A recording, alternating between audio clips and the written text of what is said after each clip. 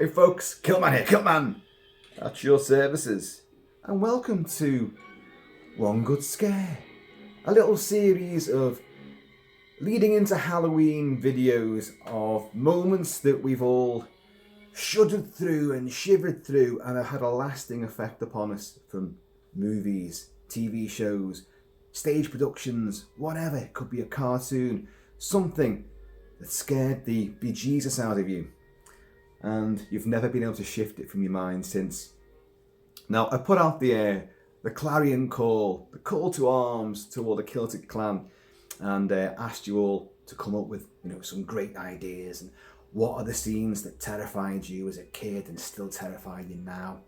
And the response has been amazing for such a tiny little channel as this, a tiny little wee channel as the Kilt-Man channel. But people responded in the comment section, people responded on Facebook, on Messenger, and face-to-face, the good old-fashioned way, face-to-face in the pub. Yes, that way. And my God, there's been quite a lot of stuff. Now, the idea is, as I said in the previous video, we'll discuss a particular moment from a particular film, and we'll have a bit of fun with it. I would love to show the sequence in question. But you and I both know that the powers that be, YouTube, the gods of YouTube, can be very fickle.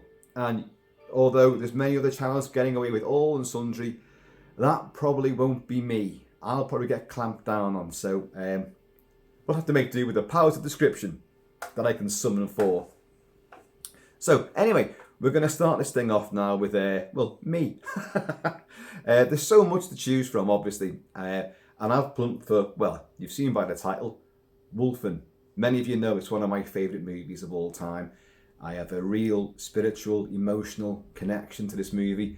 I read Whitley Strieber's original book when I was suffering badly from bronchitis as a kid in the 70s. There it is, there's the original copy. Whitley Strieber's debut novel. Wacky Whitley, who's seen aliens and been abducted and experimented on. But it's a fantastic book. It's a riveting read. It is a tense police procedural with horrible wolf murders going on all over Manhattan and lots of great set pieces and real bowel shrinking terror aplenty. And then it was filmed in 1981, filmed in 80, released in 81 by Michael Wadley. Michael Wadley, whose hip liberal credentials are, beyond belief. He directed Woodstock, revolutionary documentary maker. And he saw a whole new thing in Wolfen that Whitley Strieber's novel is great, but I'm going to bring in spiritualism and Native Americans, and it worked beautifully. His version of the movie ran initially 4.5 hours. Orion Pictures bulked at that, obviously. Budgets overrun, and they began to cut back, and disagreements happened aplenty. The 4.5 hour cut became a 3 hour cut, became a 2.5 hour cut. And basically, they then kicked Michael Wadley out and brought in another director, John Hancock, to edit the film down and do some audio dialogue looping. But in actual fact, he just chopped even more at the movie, which meant that initially Craig Safan's score, which is terrific, did no longer fit the movie. So they then brought in somebody else, a young James Horner. Yes, and you've heard his stuff aplenty on this channel as well. You're hearing it now. This is his score for Wolfen. And in only 12 days, and with a 64-piece orchestra, I think, including all sorts of percussive instruments, tribal elements, even Craig Huxley's blaster beam is in there. Lots of great stuff. And he came up with a mournful, melancholy, lyrical, also very threatening and very intimidating, and yet hauntingly beautiful score for Wolfen. Now, anyway, what is Wolfen? Well, Wolfen are a pack of highly evolved, super intelligent wolves. In the novel, they are the basis of the werewolf legend.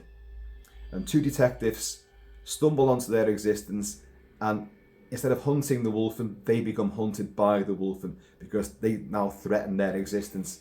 And the Wolfen, in the book and in the movie, are living off the dregs of society, the down and outs, the people who won't be missed, and in the waste grounds of the big slum areas of the big American cities, and they live underground, and they've been driven there Like in the movie, like Native Americans, the Genocide Express, they've been driven out, away from society, but they're still preying on society. And then in the course of the movie, we discover that their hunting ground, which is unbelievably, this is back in 1980 when it was filmed, and although it's a huge affluent area now, but it's the South Bronx, and my God, it looks incredible. John Carpenter should have filmed Escape from New York right there because it's perfect. It was tenement blocks, blocks and blocks of rundown, desiccated buildings, piles of rubble, rotting hulks of cars. It looks like bombed out Dresden. It looks like London in the Blitz. It is a horrible, frightening landscape. It's terrifying in the daytime, terrifying even more by night. And the Wolfen have made their home in an old abandoned church right in the heart of this blighted wasteland. But an ambitious new land development is in progress.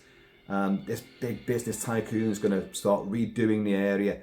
And the Wolfen realise this, and they kill him, his wife, and his bodyguard at the start of the movie, thereby in the film incurring a police investigation with Albert Finney as washed-up alcoholic detective Dewey Wilson, and Diane Venora as police psychologist and counter-terrorism specialist Becky Neff, because the police and the politicians all believed that the killings of these tycoons was politically motivated and was urban terrorism. So you've got two diverse sort of ideas at play here. Anyway, the largest set up until that point, and it might still be the largest exterior set ever built in Manhattan, was this abandoned church. But the rest of it was all totally the real location. And down and outs were living there, tramps, junkies. It's a very threatening, hostile landscape. So, folks, my one good scare is becoming two good scares, because there are two sequences in this movie which really raise the hackles and the hairs on the back of my neck and have unnerved me since I first saw the movie, which was back in 1980. It'd be 81, 82 when I first saw the movie, because it came pretty much straight out on home video in the UK. It did get a very spotty release at the cinema, but it came out pretty much straight away on home video. So, Horner's score there. That's actually, that scene there, that music there, is actually a severed hand with a revolver in it, going and blood spewing out of it. It's been ripped off the arm of the tycoon's bodyguard by the wolves, the Wolfen. So, investigating the finding of body parts in the South Bronx area, this desolate wasteland, Dewey Wilson and Rebecca Neff drive into this blighted landscape during the daytime, and they approach this church, and it's a fantastic edifice. It's a huge structure, but it's run down. It's in the middle of just acres and acres of rubble, waste ground, and you go in there and it's just all rubble strewn. The sunlight, the cold autumnal sunlight, is bleeding through some of the remaining stained glass windows. There's a few hints there. There is some kind of effigy of a beast devouring somebody in one stained glass window. There is a definite wolf's head in another stained glass window, foreshadowing perhaps. But Dewey Wilson's cynical about the whole thing. You know, what are we doing here? We're not going to find anything here. And, you know, being an old Catholic boy, he's going like, the devil on one shoulder, the angel on the other. Let's get out of here. But the Wolfen live there. That's their home. That's why they're defending their hunting ground. That's why this whole thing has kicked off and become too well known. We haven't seen the Wolfen yet, but they're up there. And they can see down from the higher floors. It's a big church, and they can see down, they can hear them, they can smell them. So, like, I mean, they're onto us. So they're great at mimicking sounds to lure people, because they're expert hunters. And it's even in the book as well. They do exactly the same thing in the book to the same characters, but in a different location. And they make the sound of a baby crying high up in the top of the church. And of course, only Rebecca Neff can hear that, being a woman. the maternal instinct. She hears it. She goes, "Did you hear that?" And he's just going, "It's the wind." And she goes, "Oh, okay." And the two are about to walk out. And then they make another more plaintive little baby wail. So Rebecca goes, "No, no." And then she goes and opens one of those, I'm shivering already, opens one of those doors like that. Oh, folks, you know when you're trying to be stealthy and you're making the noise and you're going to be alerting the thing that's possibly more threatening than you. Oh, and you go, oh. And she opens this and she looks up and the melancholy, haunting music creeps in. She looks up and it's a lot bigger with these staircases going up and up and up and up and round and round, the landings and things.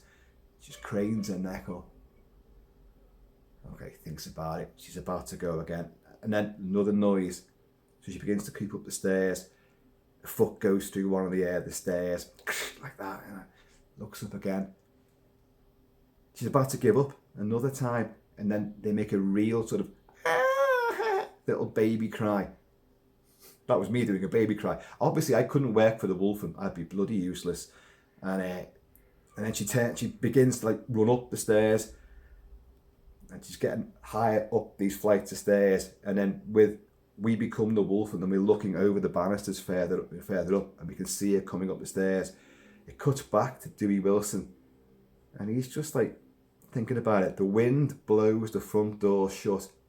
And he's just like, you know, the sixth sense, this ain't right. This ain't right.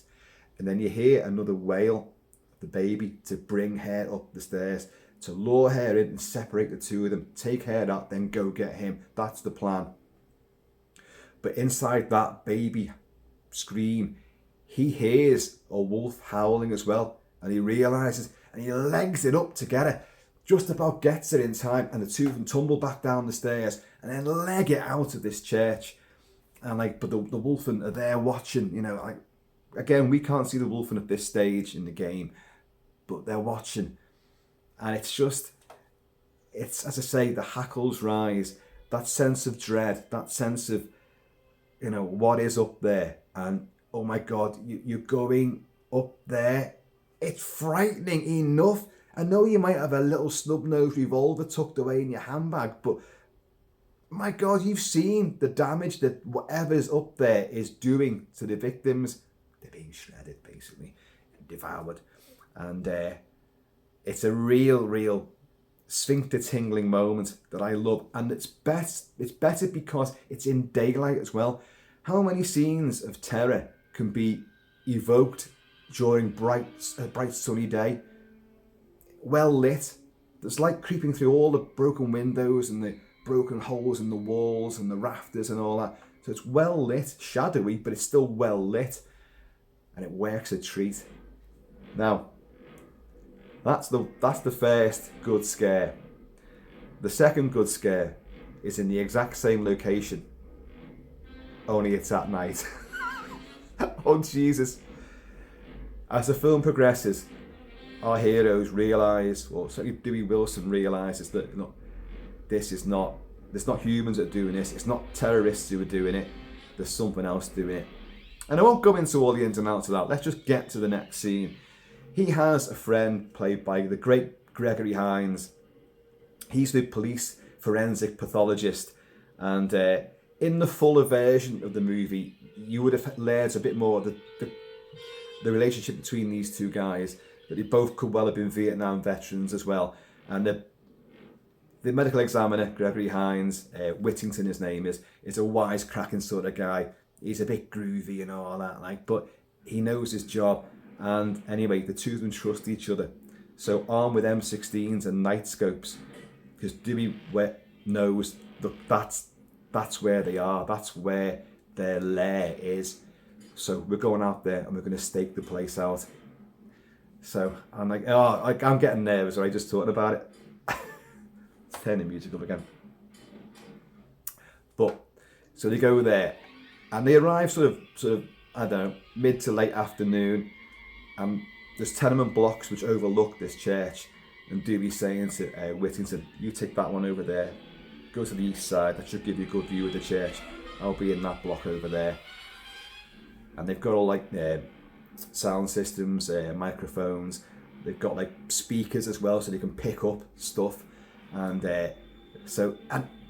already it's creepy beyond belief. They've now got to go into these buildings which are run down, full of rubble. Could be anyone, could be in there. Forget wolves or werewolves or vampires.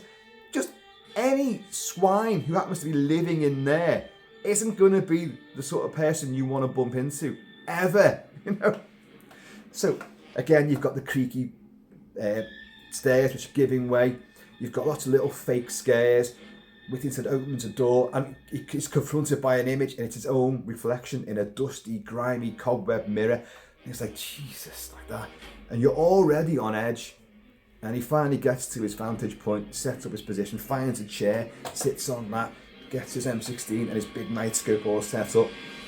Got earphones on and his little speaker, his little microphone system set up.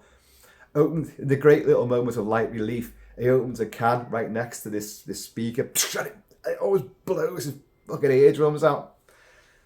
Anyway, Dewey's on the other side. And then we cut. The evening wears on. And you've got Whittington's there. And he's like, I don't know. I'm not going to bag any game tonight. And then sort of the wind picks up, blowing through all the holes of the windows and the walls. He's looking around. And it's like... Get to night time now, and Dewey, looking through the nightscope, he sees what looks like breath, an animal's panting breath from behind a pile of rubble, and he just goes, "They're here." And like Whittington then goes, "They're here." Now you got to remember, this film came out before Poltergeist, so the whole "they're here" thing, it was done here first. So next thing, Whittington sees that Dewey's, from the nightscope, Dewey's walking out into the street, and he's like, "Dewey, where you going, man? You checking the church?" "I'll just check it out." He's now going to go into that same bloody church, which was so terrifying in broad daylight. He's going to go in at night. Okay, during the day, he had his own snub-nosed revolver. Now he's got an M16, an assault rifle. Yeah, anyone feels empowered with it, an assault weapon in their arms, but come on, I'm not going in there. I believe myself to be legendarily fearless. Bullshit. I ain't going in there. And he does. He goes in through one of the blighted windows, steps into it. And in the meantime, Whittington's still watching. And then suddenly, in a great moment, Dewey's at the top. He's at the tower. He's gone right to the top of the spire, and he's up there. And he's going, "You see anything?" And in the air, the green, the ghostly green, haunting nightscope vision, he just stands there and just goes, because he knows he can see him. He's like, "I haven't seen anything." So where are they? So he's gone all the way up there. But cleverly, what Wadley does with this, director Michael Wadley, we haven't seen his ascent up the stairs, but we're going to see his descent coming down the stairs. And he begins to head downwards. And in the meantime, Whittington's munching crisps, and he's going "What's up, Dewey? You getting scared? Your pants getting wet yet?" And he's taunting Dewey. Dewey opens the door, birds come out, and he goes, "Oh, Jesus." And he's going "Dewey, you're right.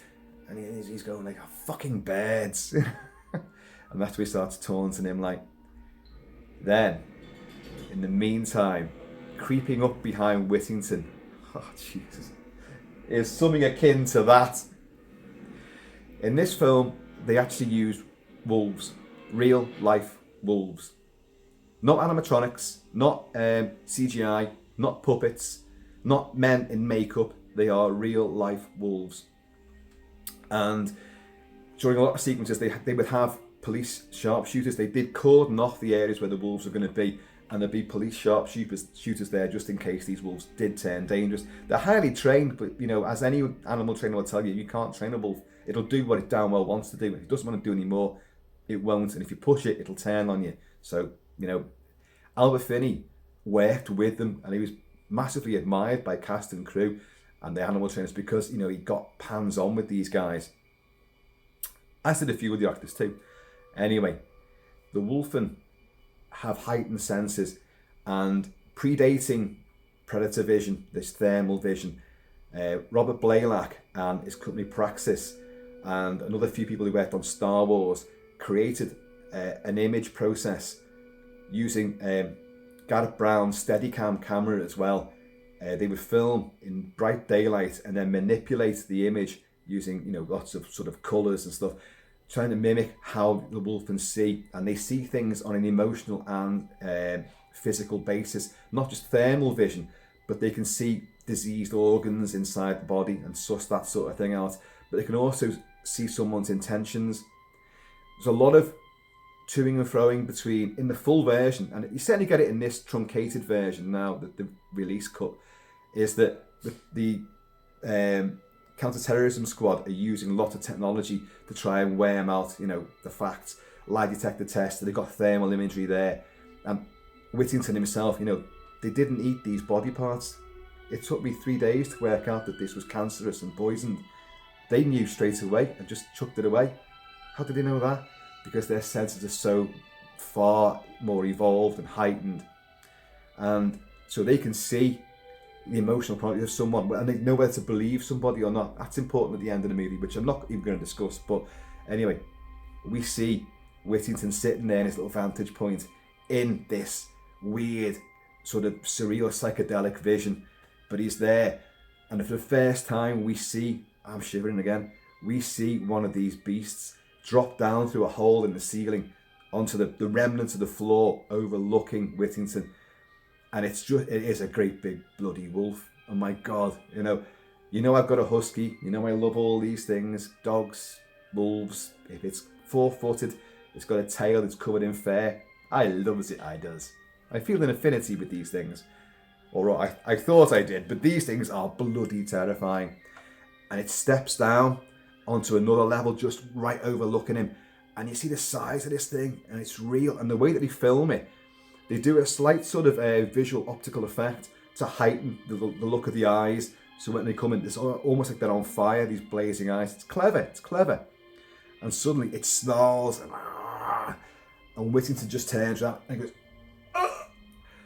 And then you hear him scream, and Dewey Wilson, who's been going down all the way down the stairs, going into the basement of this bloody church, hears him. He's going, "Whittington!" And you hear this screaming. Whittington gets held through a wall, and then you see his body getting dragged off, just his hand and his foot being dragged away.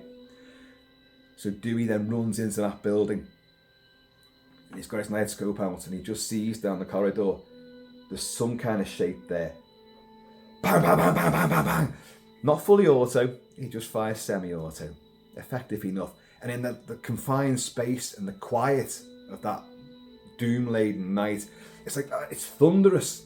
After the screams, your heart's already like that, because not only have you seen the monster, the wolf itself, or one of the wolves, because there's a whole pack of these things, don't forget, and what it can do.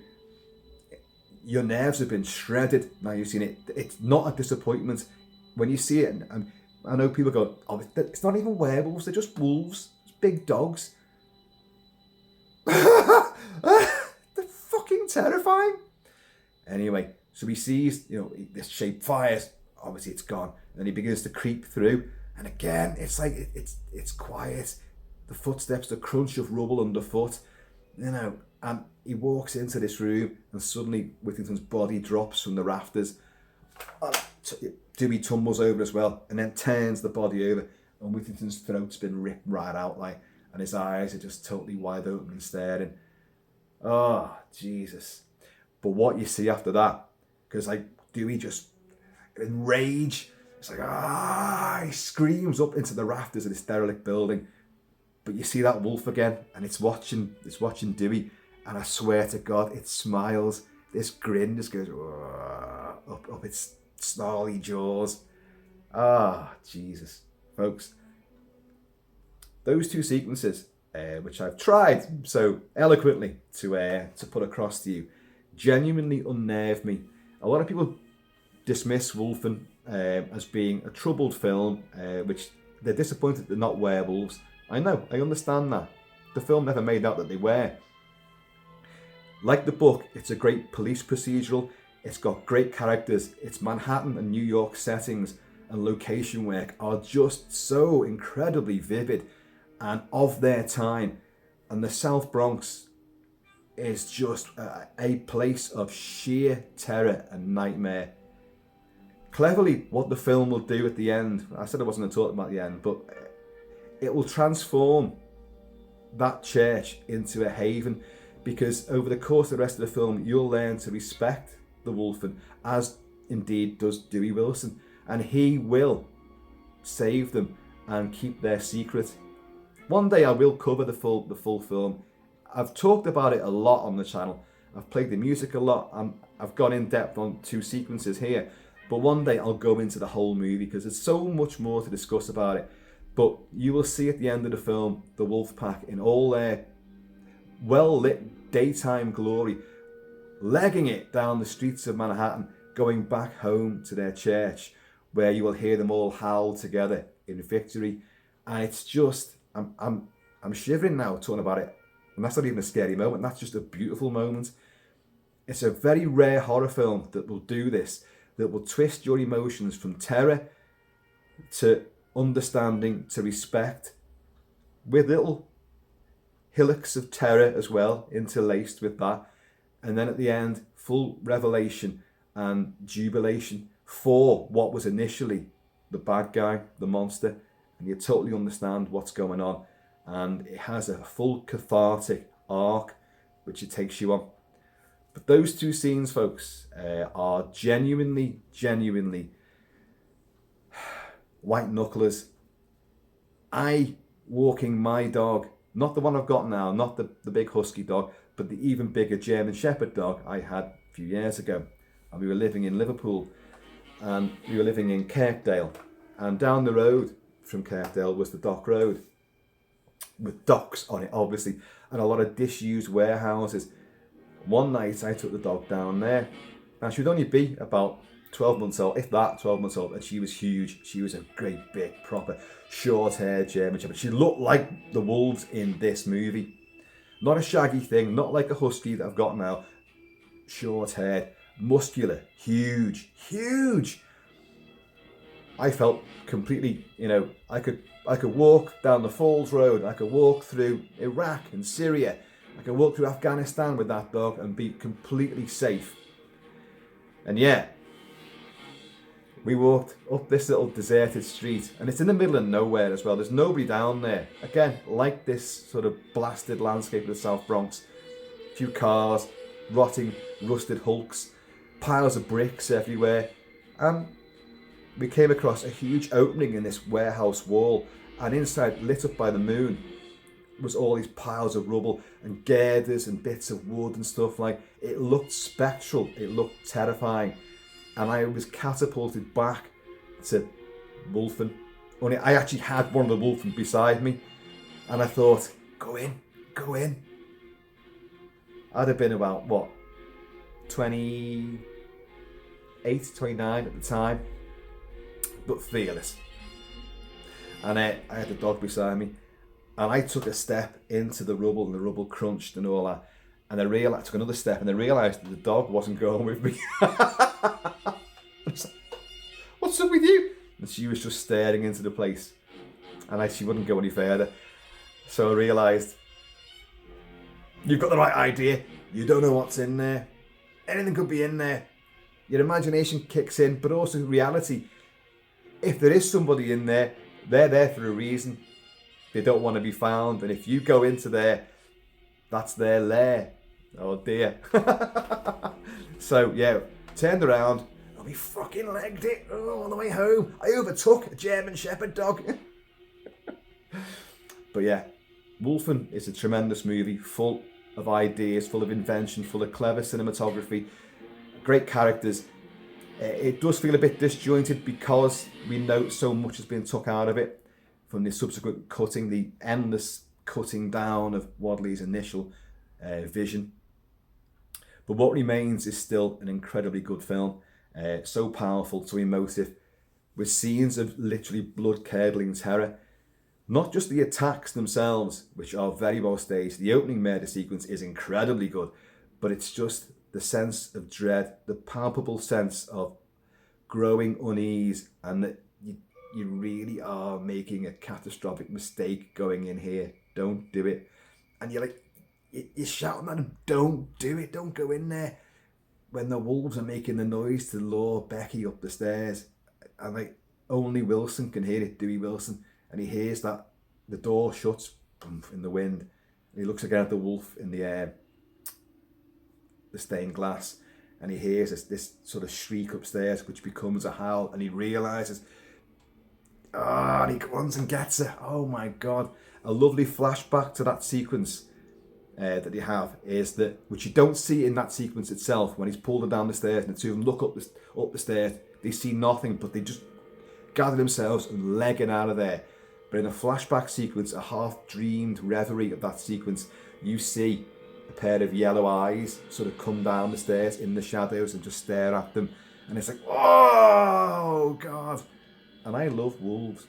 But, folks, I'm going to carry on with this in another video with someone else's one good scare. And believe you me, we've got a lot.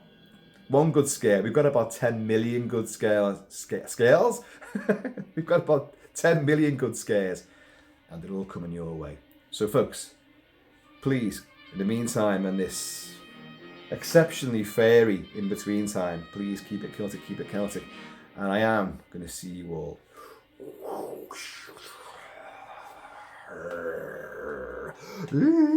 Laters. Man kills for less, but in the end, it is all the hunting ground.